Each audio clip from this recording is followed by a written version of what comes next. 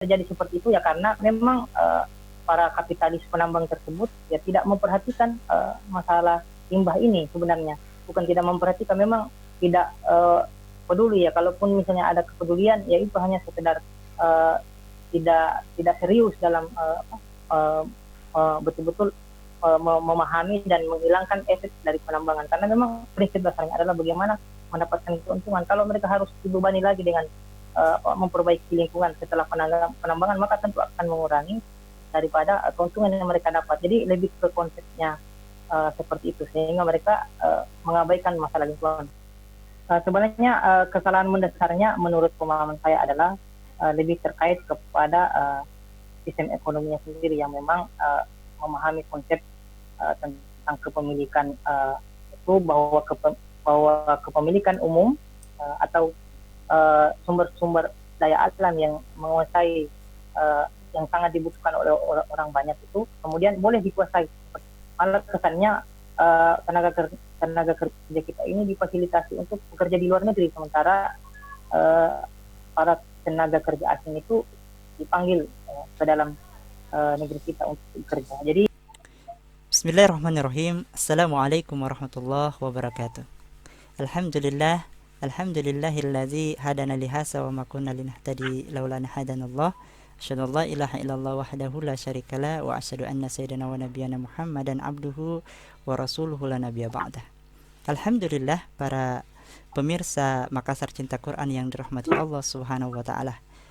Senang rasanya kita berjumpa kembali, bersua kembali dalam sebuah kajian online, ya. Masih di masa pandemi COVID-19 ini, semuanya work from home. Jadi kajian juga kajian from home.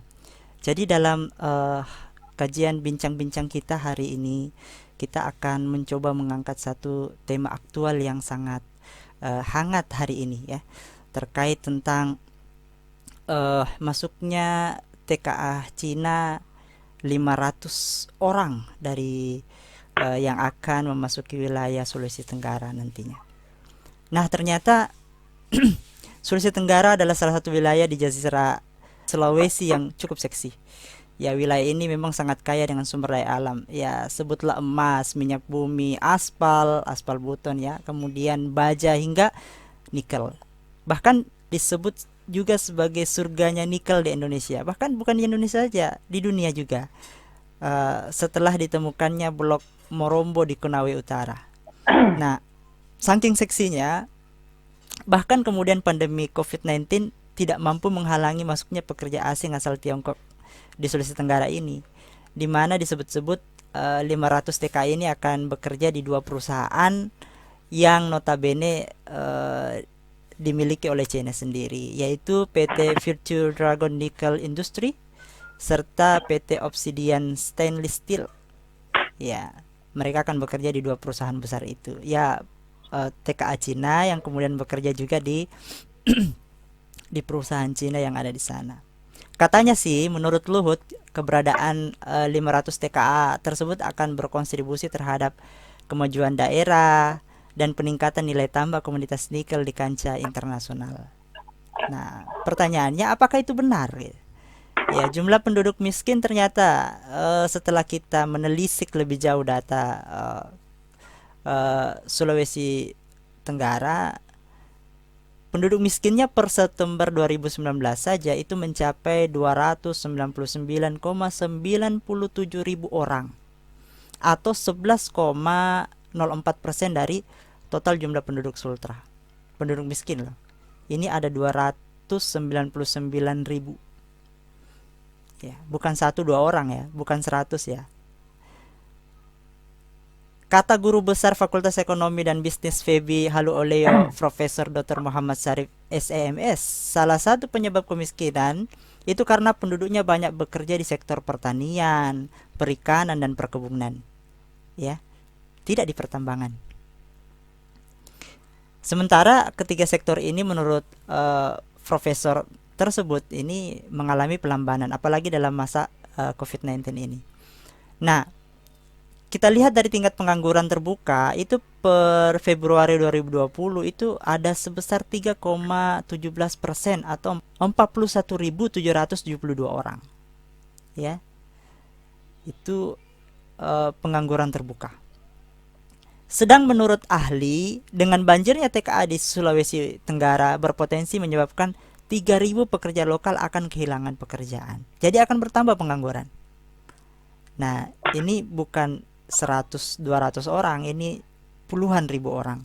Jadi kesimpulannya klaim Luhut itu tidak benar.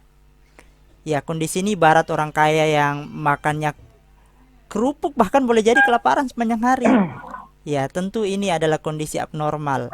Masa iya ada orang kaya memiliki segalanya tapi miskin melarat? Pasti ada yang salah dari ini. Nah, alhamdulillah pada kesempatan hari ini kita telah eh, kedatangan eh, pemateri tamu kita, narasumber kita. Beliau adalah salah seorang aktivis dakwah Islam Kafah, ya. Insya Allah ilmu beliau ini memiliki sanad bersambung langsung dengan Syekh Taqiyuddin An-Nabhani, penulis kitab Nizamul Iqtisadi fil Islam. Insyaallah. Jadi Nizamul Iqtisadi fil Islam adalah satu kitab yang dikarang oleh Syekh Taqiyuddin An-Nabhani yang membahas khusus terkait tentang sistem ekonomi Islam. Nah, hari ini kita akan berbincang-bincang dengan beliau terkait tentang persoalan-persoalan ya yang tadi sempat saya sampaikan di awal, ya. Nah, pertanyaan kuncinya pasti ada yang salah di sini, ya. Masa iya ada negeri yang kaya raya kemudian rakyatnya miskin melarat, bahkan kemudian tidak memiliki kesempatan bekerja dan seterusnya. Kita sapa dulu pemateri kita. Assalamualaikum warahmatullah. Ustadz Mursyidin, apa kabar Ustadz? Ya, waalaikumsalam warahmatullahi. Sehat, Alhamdulillah. Ustadz? Baik, Sehat. sehat, alhamdulillah. Oh, Masya Allah.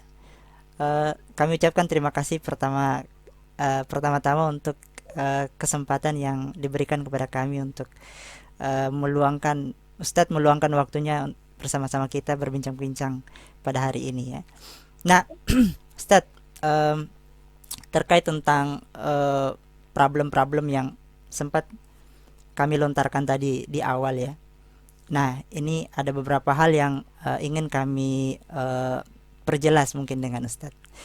Mungkin terkait yang pertama, ya, terkait tentang tata kelola sumber daya alam seperti yang telah saya sebutkan tadi sebelumnya. Bagaimana Ustaz menilainya? Ya, apakah di mana sisi fundamental kesalahannya ini, Ustaz? Tafadhal. Ya, baik. Assalamualaikum warahmatullahi wabarakatuh. Waalaikumsalam warahmatullahi wabarakatuh. Alhamdulillah, pada kesempatan kali ini kita bertemu dalam majelis kita, insya Allah, terkait dengan tema yang disampaikan, yakni tata kelola sumber daya alam dan banyak maraknya pekerja asing yang masuk ke negeri kita, dan terkait pertanyaan mengenai fundamental, di mana fundamentalnya. Kalau kita berbicara sebenarnya ini lebih kepada konsep sistem kapitalis, ya, yang memang selama ini kita lihat praktiknya. Jadi kalau kita lihat kita lihat ada dua, ya. Yang pertama itu adalah bagaimana pandangan kapitalis dalam pengelolaan sumber daya alam. Kemudian yang kedua, bagaimana pandangannya terhadap tenaga kerja, begitu. Nah, terkait pandangan sistem kapitalis terhadap sumber daya alam, kita sama-sama mengetahui bahwa dalam sistem kapitalis terkait dengan yang namanya kepemilikan, ya, itu memahami bahwasanya sumber daya alam itu bisa dikelola oleh individu, ya, bisa dikelola oleh individu, dan kemudian atau mungkin perusahaan tertentu yang dikuasai oleh segelintir orang untuk mengelola sumber daya alam, yang walaupun sebenarnya sumber daya alam itu adalah sesuatu yang dibutuhkan oleh orang atau khalayak ramai seperti itu. Nah, uh, dan ini dalam sistem kapitalis itu dibolehkan untuk dikuasai, begitu ya, dikuasai, dimanfaatkan, diambil keuntungan darinya. Lalu kemudian kalau kita melihat faktanya selama ini, ya banyak perusahaan-perusahaan di negara kita ini yang bergerak menambang mungkin uh, sesuatu yang sangat dibutuhkan oleh masyarakat seperti itu. Seperti misalnya penambangan emas, perak, nikel, dan lain-lain sebagainya, tembaga. Ya. Jadi sebenarnya kesalahan mendasarnya menurut pemahaman saya adalah lebih terkait kepada sistem ekonominya sendiri yang memang memahami konsep tentang kepemilikan itu bahwa kepemilikan umum atau sumber-sumber daya alam yang menguasai yang sangat dibutuhkan oleh orang banyak itu kemudian boleh dikuasai seperti itu. Nah ini yang menjadi kesalahan utamanya karena memahami bahwasannya yang dimaksud dengan kepemilikan umum itu adalah kepemilikan yang di mana banyak orang yang membutuhkan seperti itu sehingga memang mereka bisa menguasai seperti itu. Jadi lebih ke situ. Terus yang kedua masuk ke konsep tenaga kerja. Nah dalam sistem kapitalis kan memahami juga, kita pahami sama-sama bahwa konsep tenaga kerja kan memang pemerintah dalam hal ini atau mungkin dalam sistem kapitalis memahami bahwa selama ini kita lihat faktanya tidak ada pengaturan yang lebih baik terkait dengan tenaga kerja yang ada di negeri kita. Jadi selama ini seakan-akan tenaga kerja ya kita itu diabaikan dengan alasan bahwa tenaga kerja kita ini tidak memiliki kompeten, ya, tidak memiliki keahlian untuk bekerja. Gitu. Jadi dan kalau kita melihat faktanya, ya pemerintah tidak berusaha maksimal untuk menyiapkan dengan baik skill ya yang dibutuhkan oleh para pekerja ya atau mungkin dari para pencari kerja sehingga mereka siap pakai dalam dunia industri. Nah itu mungkin jadi lebih terkait terhadap pandangan sistem kapitalisme terhadap pengelolaan sumber daya alam ya yang memang selama ini itu menjadi sangat dibutuhkan oleh masyarakat, lalu kemudian dikuasai oleh segelintir orang dan hasilnya kemudian dinikmati oleh segelintir orang saja. Jadi tidak ada kaitannya dengan rezim ya, Zat. Maksudnya orang yang mengelola ya.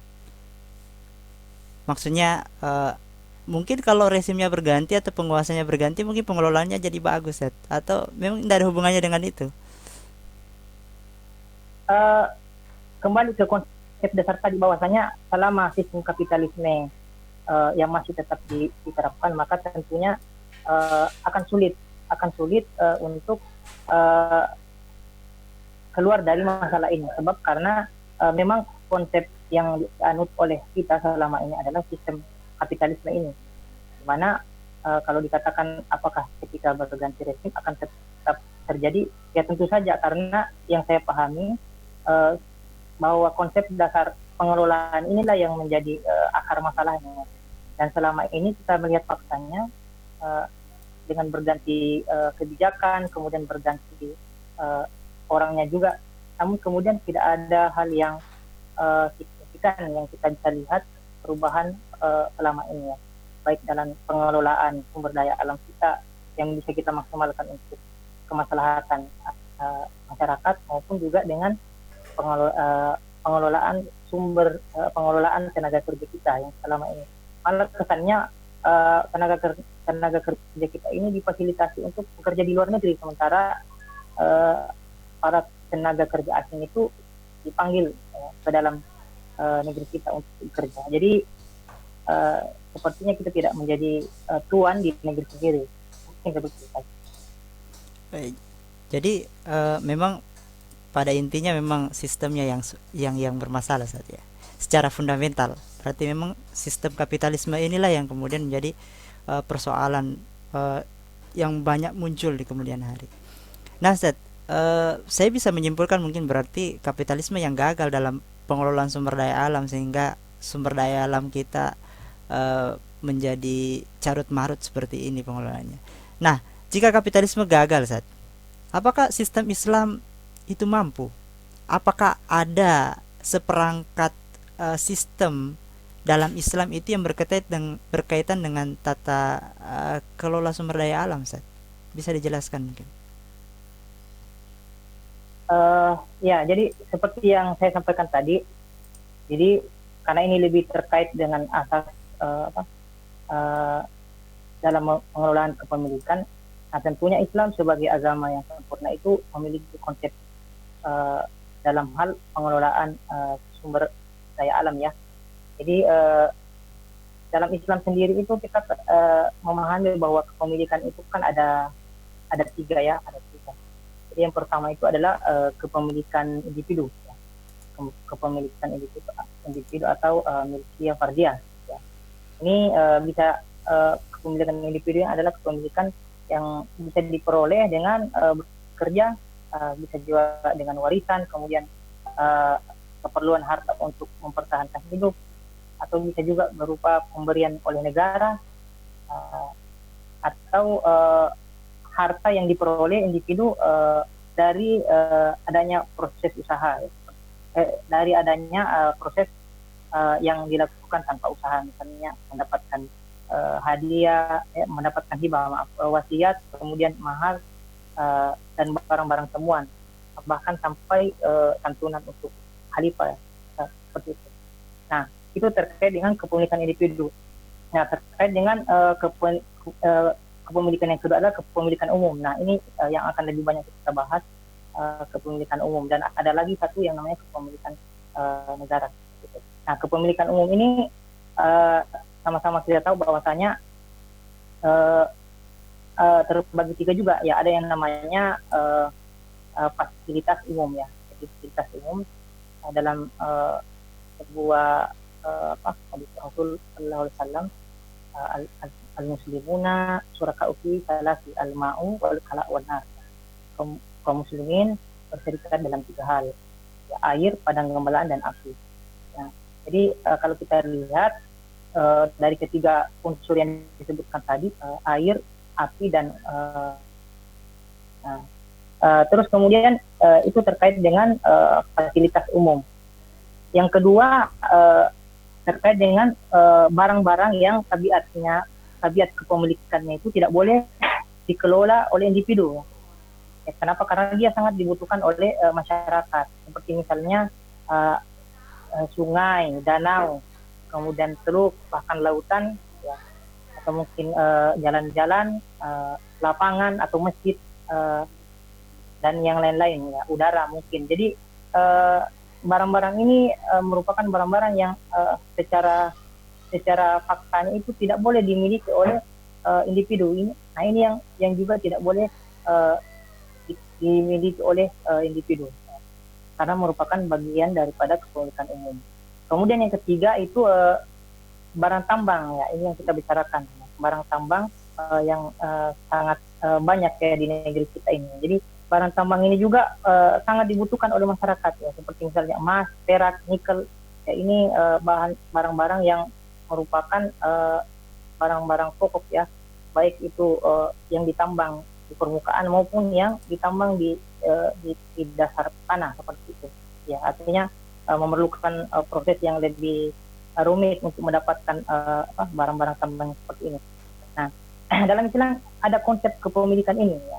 Jadi ada fasilitas umum yang tadi ada hadisnya, kemudian juga ada barang-barang yang tabiatnya itu memang tidak boleh dimiliki oleh individu, ya, seperti jalan, kemudian sungai, danau, dan sebagainya. Dan ada juga merupakan barang-barang tambang yang memang tidak boleh dikelola oleh individu. Nah, seperti dalam sebuah hadis bahwa Rasulullah SAW itu pernah memberikan tambang garam, kepada Abiyad bin Hamal lalu kemudian ada seseorang yang memberitahukan kepada beliau bahwa eh, sesuatu yang diberikan oleh beliau itu adalah sesuatu yang seperti air mengalir, ya. Artinya jumlahnya itu sangat banyak, tak terbatas. Jadi sehingga memang pada saat itu kemudian barang pemberian tadi itu ditarik kembali oleh Rasulullah, karena memang itu adalah sesuatu yang sifatnya memang uh, tak terbatas seperti itu, uh, sangat banyak, sangat melimpah. Nah, itu terkait dengan konsep kepemilikan dalam Islam. Jadi ada kepemilikan individu, kepemilikan umum, kepemilikan, dan bahkan ada kepemilikan negara. Nah, inilah sebenarnya yang masalah, bahwa sebenarnya terkait dengan pengelolaan tambang-tambang kita ini, ya saat ini kan faktanya kita lihat bahwa tambang-tambang kita itu bukan hanya dikelola, ya, tapi juga dimiliki. Karena dia dimiliki, ya tentunya ya namanya kepemilikan pasti keuntungannya pasti lari ke yang mengelola seperti itu. Jadi untungnya mereka ambil, ya ruginya bagi kita. Ya sangat banyak efek yang ditimbulkan memang oleh pertambangan, ya. Mungkin dari sisi lingkungan, kemudian dari sisi apa yang lainnya, dari sisi sosial, atau mungkin hal-hal yang lain. Jadi salah dalam mengelola sumber daya alam, maka tentunya ya, ini akan sangat fatal, karena ini kan aset, ya kita tahu bahwasanya selama ini kita banyak mengutang, ya, kepada negara asing, ya, disebabkan karena kita tidak memiliki anggaran, ya. Padahal sebenarnya satu sisi kita memiliki banyak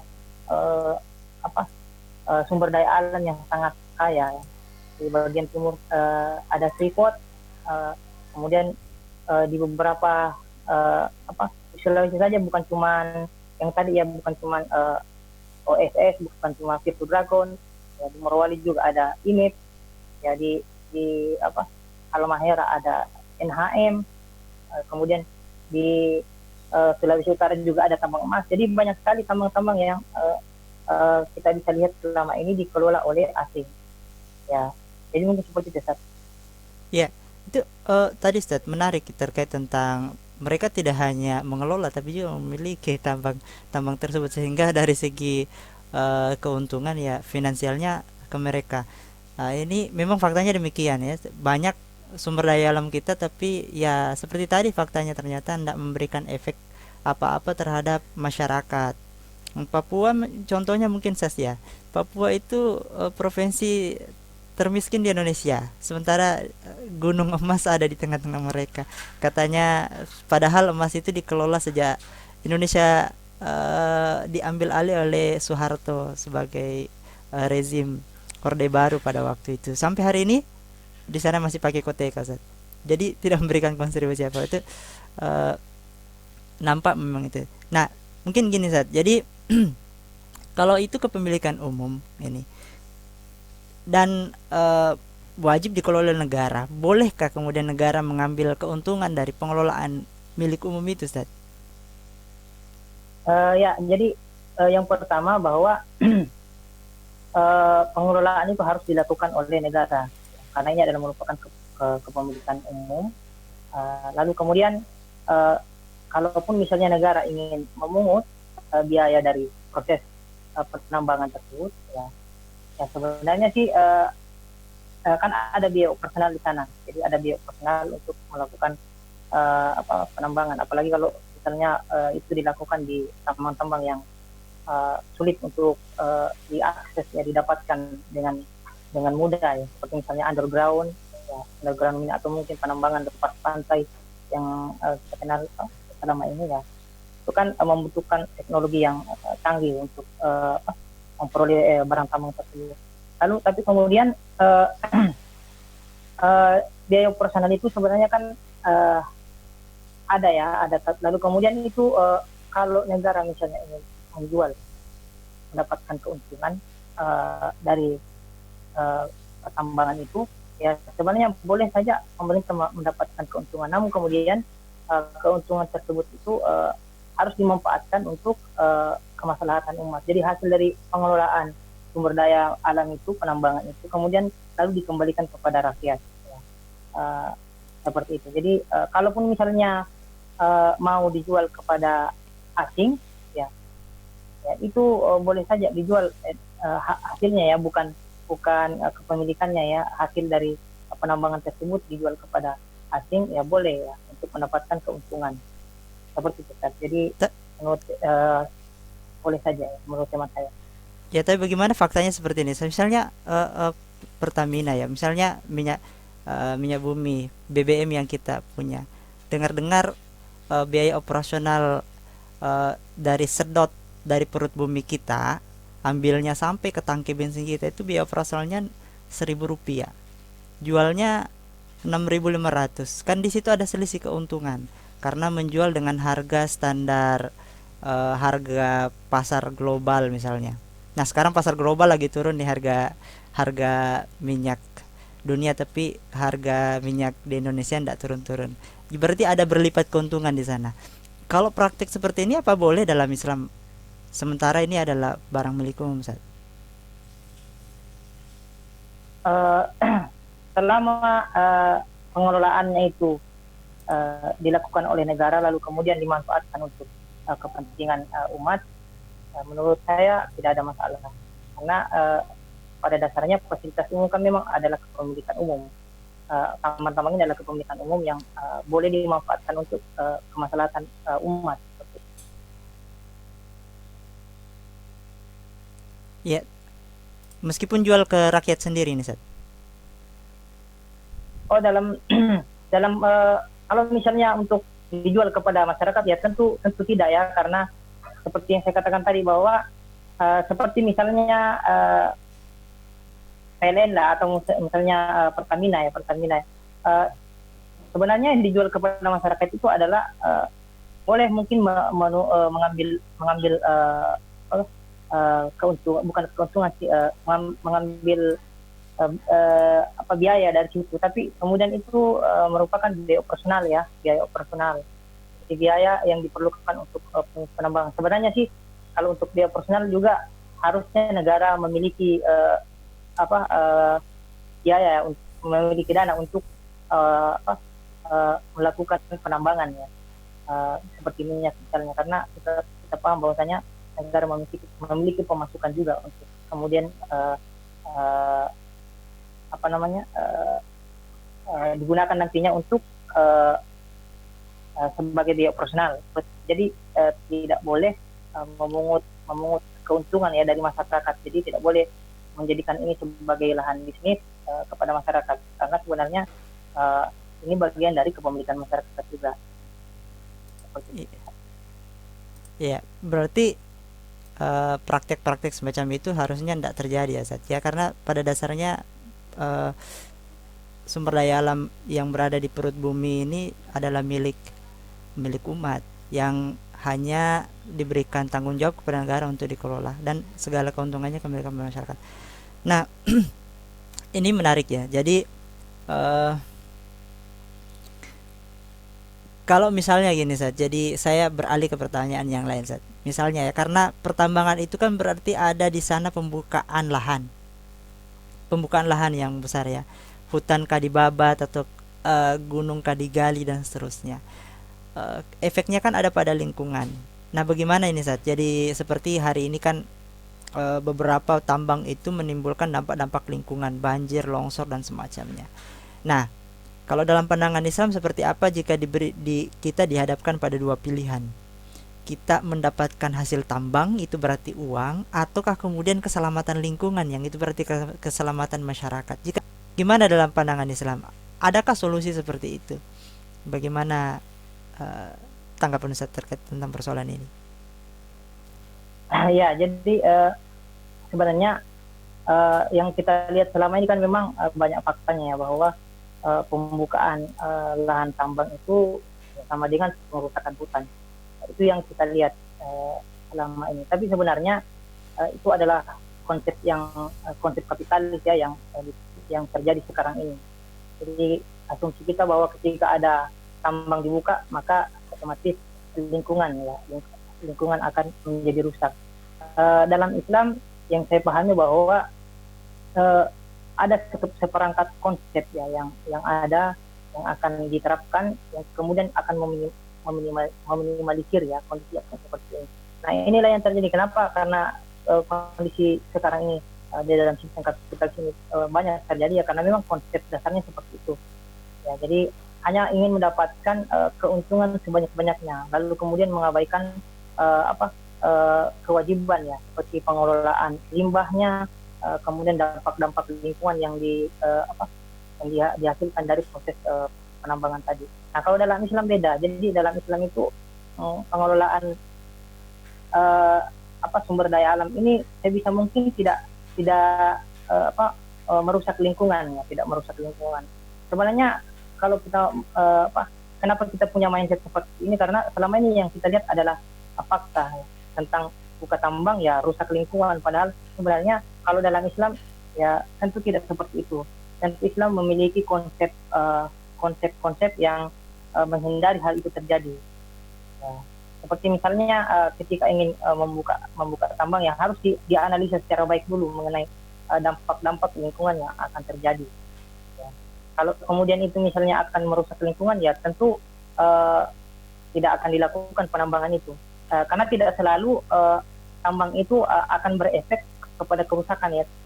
Kalau kita mengelola dengan baik ya selama ini misalnya pencemaran misalnya air ya itu kan sebenarnya ada teknologi yang bisa diterapkan supaya tidak terjadi pencemaran ya. Selama ini terjadi seperti itu ya karena memang para kapitalis penambang tersebut ya tidak memperhatikan masalah limbah ini. Sebenarnya bukan tidak memperhatikan, memang tidak peduli ya. Kalaupun misalnya ada kepedulian ya itu hanya sekedar tidak serius dalam betul-betul memahami dan menghilangkan efek dari penambangan, karena memang prinsip dasarnya adalah bagaimana mendapatkan keuntungan. Kalau mereka harus dibebani lagi dengan memperbaiki lingkungan setelah penambangan, maka tentu akan mengurangi daripada keuntungan yang mereka dapat. Jadi lebih ke konsepnya seperti itu, sehingga mereka mengabaikan masalah lingkungan. Kalau dalam Islam ya tentu tidak seperti itu, karena konsep lingkungan ini keselamatan lingkungan akan diperhatikan ya, karena memang itu adalah kewajiban kita, bahwasanya tidak boleh merusak lingkungan seperti itu. Jadi lebih kepada konsepnya. Kenapa terjadi ya karena konsepnya selama ini yang kita lihat, sehingga kita selalu bermindset kalau misalnya buka tambang ya pasti ada kerusakan lingkungan. Padahal kalau kita memaksimalkan teknologi untuk mengelola itu, dan Islam mengharapkan seperti itu, untuk mengelola limbah, kemudian juga menganalisa dampak-dampak yang terjadi ya tentu akan sangat bisa diminimkan ya. Karena ada beberapa juga penambangan juga yang memang tidak perlu teknologi khusus dalam mengelola. Ada juga beberapa tambang yang tidak terlalu besar dampaknya terhadap lingkungan. Ya sebenarnya sumber daya alam kan memang itu adalah suatu aset ya yang bisa menghasilkan menghasilkan uang ya yang kemudian nanti akan dipakai oleh negara. Namun kemudian ada pendapatan-pendapatan yang lain yang bisa diperoleh oleh negara selain melakukan proses penambangan. Jadi seperti yang kita pahami bahwa memang konsep Islam ini tidak bisa hanya mengandalkan satu sisi saja dalam pendapatan negara. Banyak pendapatan lain yang bisa dimaksimalkan, yang selama ini memang kelihatannya di sistem kapitalis itu hanya bergantung ya kepada konsepnya memang hanya bergantung kepada pengelolaan sumber daya alam ini dalam mendapatkan pemasukan bagi negara. Padahal kan sebenarnya juga kita lihat faktanya itu juga tidak maksimal ya. Malah yang mengelola itu asing dan keuntungannya buat mereka. Kita hanya mendapatkan royalti yang sedikit, kemudian juga pajak-pajaknya yang tidak signifikan ya, karena bukan kita yang mengelola. Jadi menurut saya penambangan tetap bisa dilakukan, lalu namun kemudian harus menganalisa juga dampak-dampak lingkungan yang terjadi. Jika memang itu akan tidak bisa diminimalisir kerusakan yang akan terjadi, tidak ada teknologi yang bisa mengurangi dampak limbah atau kerusakan alam yang terjadi, maka tentunya proses penambangan ya tentu tidak bisa dilakukan karena akan merusak lingkungan seperti itu. Kalaupun misalnya memang sudah tidak ada lagi teknologi yang atau cara yang bisa dilakukan untuk menghilangkan uh, dampak yang terjadi dengan proses penambangan tadi. Jadi tambah jelas Tat ya. Jadi memang kapitalisme eh, menjadi asas fundamental dari kerusakan yang terjadi saat ini. Bukan hanya karena dia memberikan peluang untuk apalagi eksploitasi sumber daya alam secara besar-besaran, tapi juga dia meninggalkan dampak yang luar biasa setelah penambangan itu terjadi, kerusakan lingkungan yang ancamannya terhadap masyarakat. Tentu ini tidak terjadi dalam sistem Islam sebagaimana tadi Ustaz jelaskan. Ini menarik sekali. Nah, ya kalau kita melihat fakta, saya kebetulan dari biologi. Jadi eh, fakta tentang global warming itu, pemanasan global itu terjadi setelah revolusi industri di Eropa. Jadi bukan terjadi ketika zaman kekhilafaan yang 1400 tahun. Tidak pernah kita dengar ada kasus terkait tentang global warming atau pemanasan global. Setelah revolusi industri itu, dalam waktu 20 tahun setelah revolusi industri, dalam satu literatur yang saya baca, spesies yang punah itu jadi sekitar ada 20.000 spesies yang hilang. Ya, jadi 20.000 spesies yang hilang. Padahal sebelum terjadi revolusi industri itu, dalam kurun waktu 100 tahun hanya ada 20 spesies yang hilang gitu. Jadi istilahnya ini kan terkait tentang pembukaan lahan, hilangnya habitat dan seterusnya. Nah, setelah revolusi industri itu luar biasa. Itu dah hanya dalam waktu 20 tahun itu ada sekian puluh ribu spesies yang hilang di muka bumi ini. Jadi kita bisa membayangkan betapa rusaknya alam ini ketika terjadi dikuasai oleh kapitalisme, kan revolusi industri setelah renaissance ya. Nah, pertanyaan terakhir mungkin Seth, andai kata Islam yang diserahi mengurusi Indonesia ini, kira-kira langkah pertama yang diambil untuk menyelamatkan sumber daya alam kita itu apa Seth? Jadi sama-sama kita tahu bahwasanya Islam memiliki konsep ya dalam pengelolaan sumber daya alam ini, yang merupakan kepemilikan umum. Ya. Nah, karena faktanya kan kepemilikan umum ini, sumber daya alam kita ini sudah dimiliki ya oleh individu atau asing, swasta asing atau mungkin swasta lokal.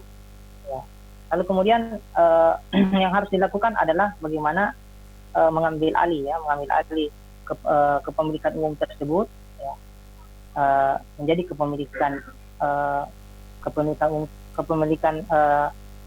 mengambil alih kepemilikan individu tadi yang diambil alih dari kepemilikan umum itu dikembalikan ya.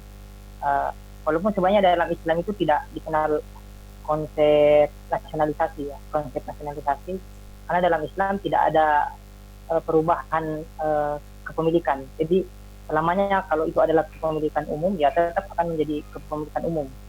Kalau itu adalah kepemilikan individu ya tetap akan menjadi kepemilikan individu begitu. Kecuali mungkin dilakukan penjualan mungkin aset-aset. Tapi yang jelas kalau terkait dengan kepemilikan umum ya ini akan diambil alih menjadi kepemilikan umum ya, dengan cara membatalkan kepemilikan swasta tadi itu ya, dengan membayar harga normal yang mereka telah keluarkan, mengganti biaya mereka yang sudah dikeluarkan seperti itu. Nah, kemudian lalu membubarkan badan usaha mereka atau badan usaha mereka, kemudian diambil alih seperti itu. Lalu kemudian mengelola sumber daya ini 100% ya, dimiliki oleh negara seperti itu. Nah, kemudian negara kemudian boleh mengelola sendiri, atau mungkin negara boleh mempekerjakan orang untuk melakukan eksplorasi. Itu tahap yang bisa dilakukan dalam rangka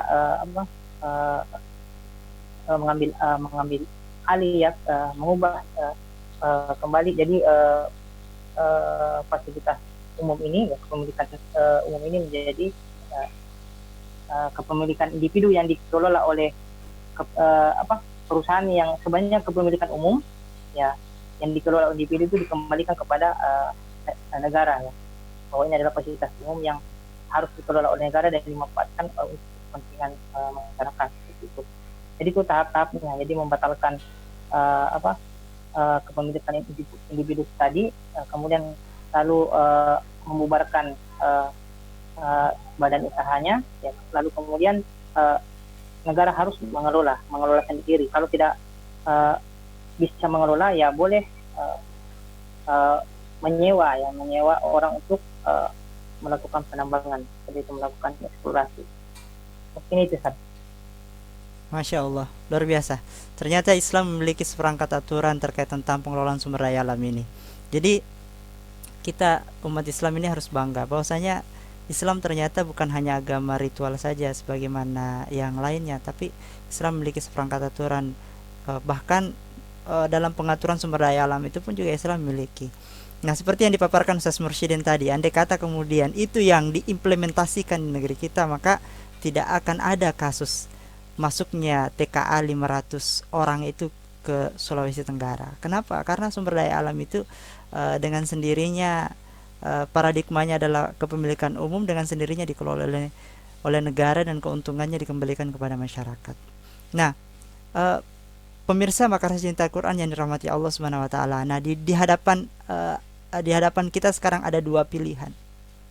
Apakah kita ingin tetap mempertahankan sistem kapitalisme ini yang mencekram negeri kita, ataukah kemudian kita memilih sistem Islam yang telah berhasil 1400 tahun menguasai 2/3 dunia dalam pengelolaan sumber daya alam yang tidak menciptakan kerusakan. Apakah kita akan tetap mengambil sistem kapitalisme ini dan akan mewariskan kerusakan demi kerusakan kepada anak cucu kita, atau kemudian kita kembali kepada Islam yang kemudian kita akan mewariskan kebaikan, mewariskan sumber daya alam ini kepada anak cucu kita kelak. Jadi pilihannya kembali kepada Anda, apakah kemudian Anda akan bangga dan mengambil Islam dan mengambil sistem Islam untuk mengatur kehidupan kita, ataukah kemudian tetap mempertahankan sistem rusak kapitalisme ini yang akan menyebabkan kesengsaraan demi kesengsaraan, derita demi derita yang akan kita hadapi di masa yang akan datang. Sekira itu, terima kasih saya ucapkan kepada Ustaz Mursyidin yang telah menemani kesempatan kita pada hari ini. Semoga ini bukan pertemuan terakhir, Sat, ya. Insya Allah pada kajian-kajian kita lainnya, insya Allah kita akan kembali mengulas topik-topik yang lebih aktual, yang lebih menarik, insya Allah. Baik, mungkin cukup sekian dulu kajian kita pada hari ini. Semoga ada manfaatnya. Kebenaran datangnya dari Allah Subhanahu wa taala, dan kalau ada kekeliruan itu datangnya dari kami. Kami tutup acara ini dengan mengucapkan wabillahi taufiq wal hidayah. Wassalamualaikum warahmatullahi wabarakatuh.